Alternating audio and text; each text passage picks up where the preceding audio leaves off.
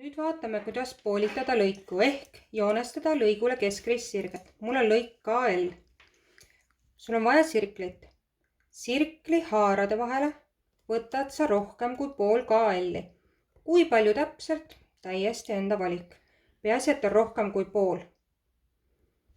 Panen teravikupunkti L ja tõmban kaare.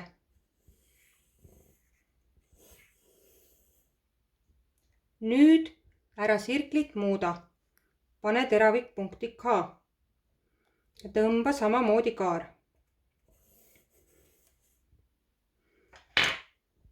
Sa otsid neid punkte, kus sirkli kaared kokku saavad.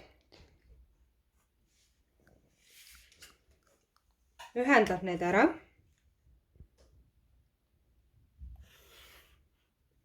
Ja sa said sirge, mis on risti lõiguga KL ja poolitab selle.